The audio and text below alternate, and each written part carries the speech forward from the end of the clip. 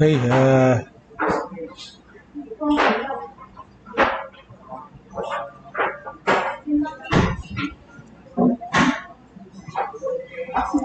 Minsan, konnichiwa. Samurai Engineer this. So please confirm the sound check.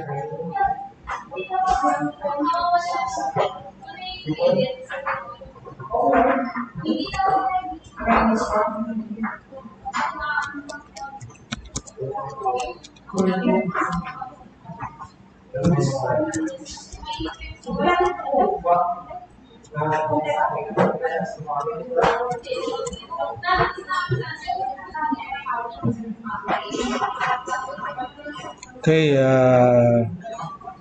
it's clear. And therefore, let's proceed.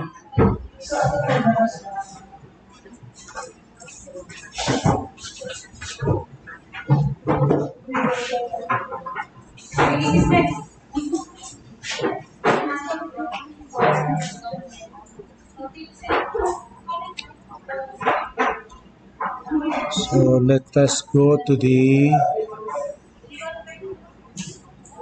next chapter. This is our succeeding chapter about the strength analysis with respect to the code. So we have design method. So we already know the different design method. We have the allowable stress design or the straight line design, or it is also called working stress design. So the other one is the RIPdE, or equivalent to what we call ultimate strength design. So allowable stress design versus ultimate strength design. Okay. So we already discussed the different types of load: dead load, live load, environmental load, so on. And we also introduced the different factors when we are dealing with RIPdE. So for example, what is the factor for live load? So that is 1.6 times live load. Okay. So that is for RIPdE. For ASD, we are introducing safety factors instead. So these are the two design methods that are allowed by the code. So currently, or the advanced or the modern design method is what we call ultimate strength. Okay? It is the ASD method, which is the old way of design. Okay? So advantages of strength design. So strength design meaning ultimate strength design. Number one, the derivation of strength design, nonlinear shape stress strain diagram. Okay. So not only the straight line. So this is actually the stage 3. We are on the stage 3 rather than on stage 2. Okay. Take note, there are 3 stages. So stage 2, we have the straight line. And stage 3, we have the nonlinear shape of stress strain diagram. So we already discussed so much about it. So number 2, with the strength design, a more consistent theory is used throughout the design of reinforced concrete structure. For instance, with working stress design, the transformed area or straight line method was used for beam design, in a strength design procedure was used for columns. Okay? So, it is a mixture. Okay? So, for beam, they are using AST. But for column, the same. So, unlike in ultimate strength design, all throughout, okay, the different types of structure, slab, beam, column, okay, all throughout, we will be using the same method. And number 3, a more realistic factor of safety is used in strength design. The designer can certainly estimate the magnitudes of the dead loads that a structure will have to support more accurately than he or she can estimate the live and environmental load. That's why it is more accurate, because we separate the different types of load and introduce different factors for each of those loads. Therefore, we can isolate one type of load, and if you are going to add or to have an extra allowance for live loads, only the live load is affected. Unlike in ASD, if you add some allowance, all of the different types of load will be affected. Okay.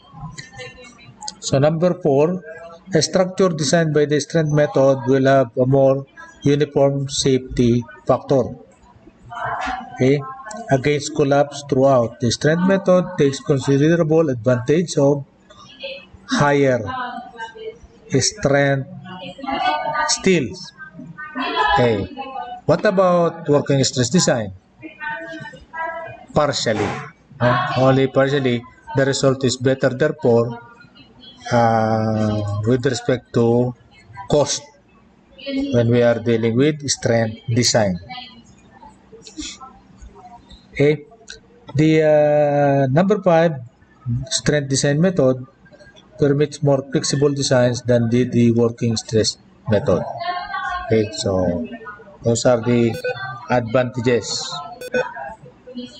Structural safety. What about the different methods? So we have what?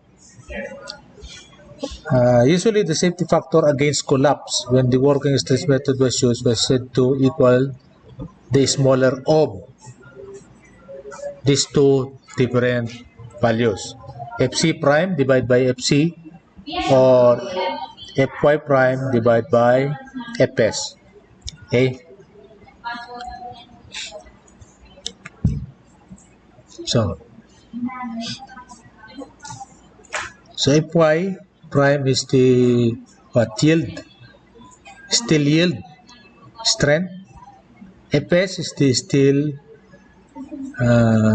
strength. C prime is the compressive concrete strength. Okay, this is, so we are going to what? Compare these two values and decide which one is the smaller between these two. So that is the first approach. While on the second approach, the structural safety is the one used in strength design, in which uncertainty is considered. So statistical uncertainty. To accurately estimate the ultimate strength of a structure, it is necessary to take into account the uncertainties of the material. This is done by multiplying the theoretical ultimate strength, okay, which is called the nominal strength, in by what? So by reduction factor. Okay, so reduction factor phi, which is less than 1. Okay, so we already know about this thing, so let's just continue. Derivation of beam expression. Okay, compression stresses vary approximately in a straight line until the maximum stress equals about 0.5. Okay? Maximum, when we are talking maximum, 0.5 FC prime. Okay? When the ultimate load is reached, the strain and stress variation are approximately as shown in figure 3.1. Okay? So, where is the figure?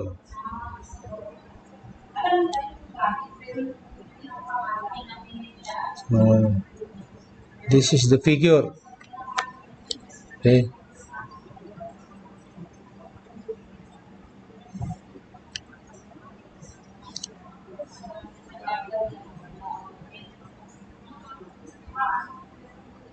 And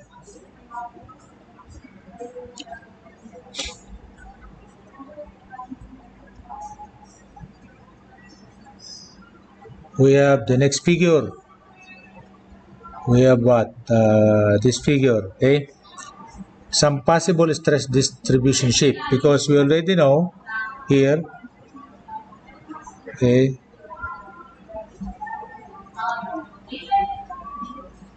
We already know here a nonlinear stress distribution. Okay? We have the nonlinear stress distribution. This is the shape of the stress from the extreme compressive fiber to the neutral axis, meaning we have the what? Neutral axis considering the strain and neutral axis considering the stress diagram. There is no concrete below the normal axis. That's why this is the only representation of the stress diagram, and we are actually modeling that into like this. So this is our model. Okay. Very important. We already discussed this. So this is supposed to be the maximum value is FC prime. Okay. But we are just using 0.85 FC prime and create a rectangular model with A is equal to B beta 1, C is equal to this stress diagram. Okay, so that is the stress diagram. So take note. Let us take note of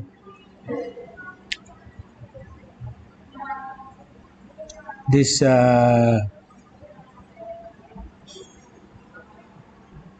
derivation. Take note. We have the very important expression here. The actual stress distribution, okay, in practice may be assumed into rectangular, parabolic, trapezoidal, and so on. Okay? But it seems that rectangular is the easiest one. So you can use parabolic, trapezoidal. So do it, meaning here. So you can use parabolic here, you can use trapezoidal in order to model this actual into a mathematical model. So this is our mathematical model. Okay? And in addition, if the concrete, okay, is assumed to crush at a strain of about 0.003, you have to memorize this. Okay? The concrete is assumed to crush at a strain of 0.003. Okay?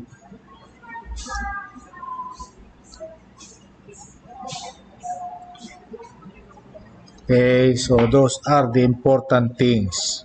Okay.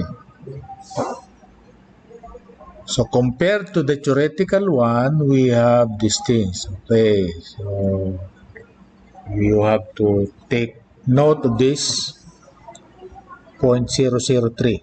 Okay, very important.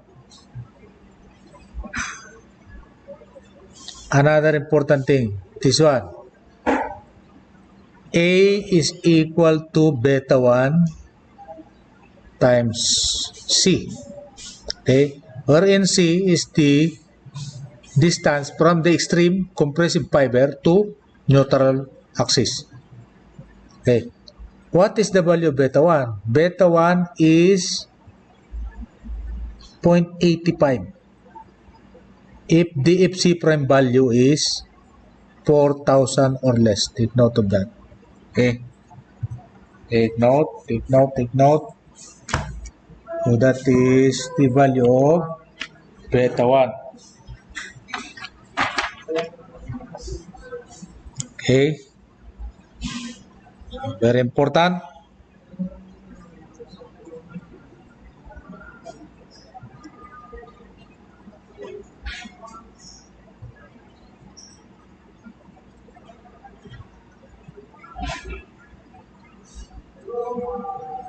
And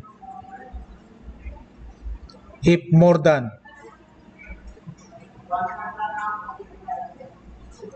if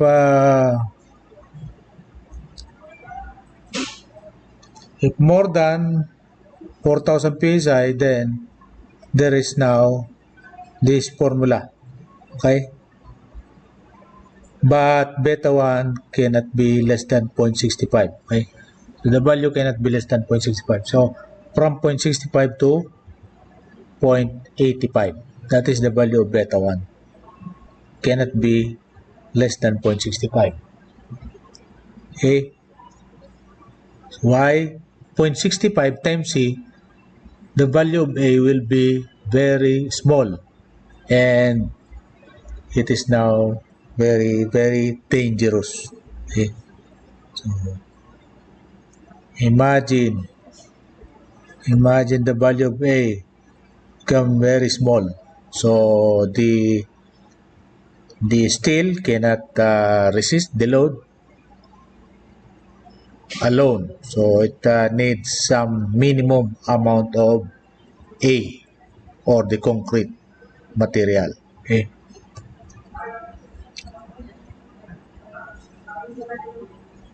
So that's about the beta 1 and the 0.003 value of strain. If we are talking about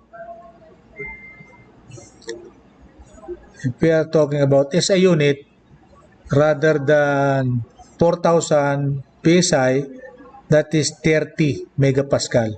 So 30 megapascal must be about equal to 4,000. So let us check. If this is 4,000. So here, so 4,000 is about 28. 4,000 psi is about 28 megapascals. But instead of 28, take note again and again. Instead of using 28 megapascal, it uses 30 megapascal. Okay? Very important point. Okay. So there is a discrepancy between the design if you are using imperial units and SI unit. So because it is here 30 megapascal, it is supposed to be 28 megapascal. Okay. Anyway, this is the formula in order to find the value of beta. Okay. So if FC prime is greater than 30 megapascal, use this formula. Okay.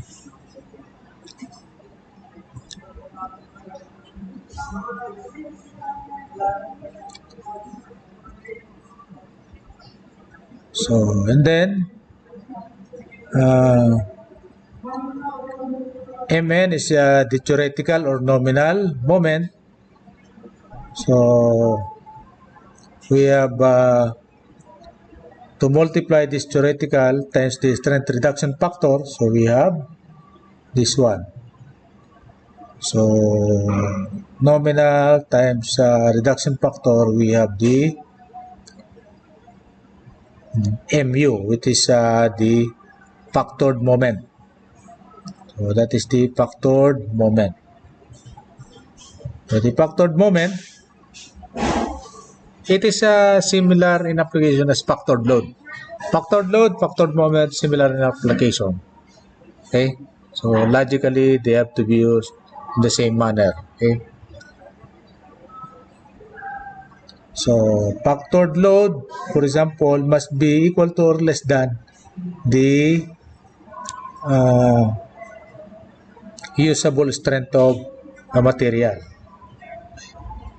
So because of this, we have the following from previous chapter, but now um, we always use this formula. Okay, so we always use this formula, and let us assign a definition. Rho is equal to area of the steel divided by BD. BD is the estimate for area of concrete.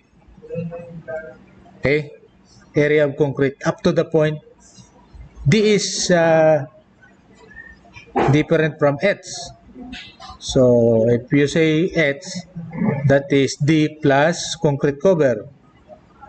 Okay, so we already used this equation several times.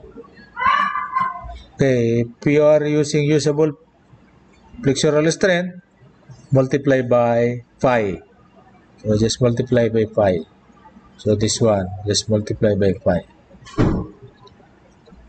So and if we substitute into this expression the value previously obtained for A, so we already know this A, so have this formula.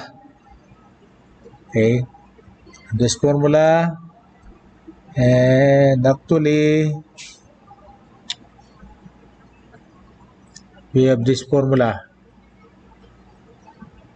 We are very familiar with. The only difference is the phi or the phi. Okay, multiply by reduction factor phi.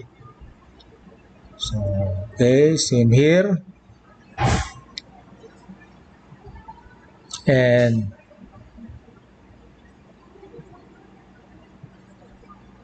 using the earlier definition of rho, so we have this equation. If we replace AS with rho BD and let Rn, so nominal resistance, is equal to mu divided by phi BD squared. So that means we can determine the value of rho. Okay, we can determine the value of rho from this equation. Take note of that. You have to memorize that. Okay, to memorize that value of rho. So we always need to know in our design the value of rho. We need to know the value of rho. That is our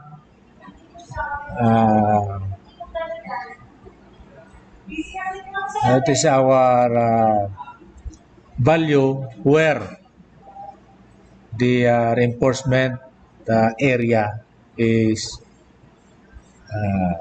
dependent upon. So because as we can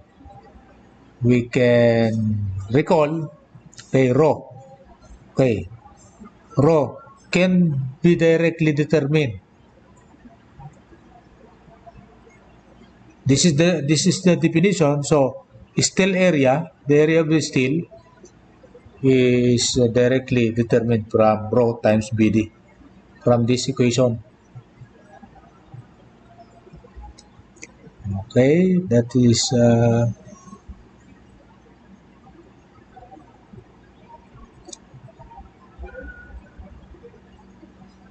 our relationship.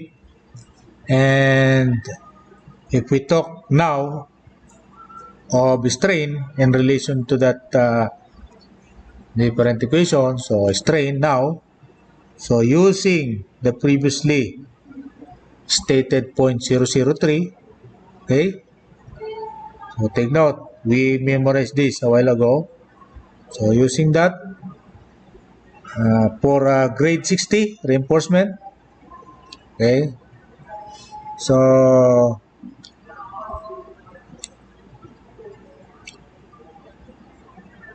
we may set it, for example, to be equal to 0.002 at the balance condition, theoretically for 60 KSI. So we have this value. Okay. So still has actually a constant value for modulus of elasticity. That is 29 KSI. 29 KSI. Right? For modulus of elasticity of steel. Okay. So if you will divide this, so that means 0.002. And actually that is very much near our estimate. What is the estimate here? 0.002. This is the estimate. This is the estimate. The result is around 0.00207. Okay. So we can use that information. We have this again, this relationship, the formula. Okay. And next week we will have this different example explained next meeting. Okay, so using this new learned formula. So one formula you must memorize, another one. Okay. Next formula you need to memorize this one and this one. Okay, this is a very important formula. Okay, so those are to be explained using example next meeting. So any question? So let's just continue next meeting. So for now, thank you for attending the classes. And again, this is your professor, Dr. AP, Preaching Engineering for Nation Building.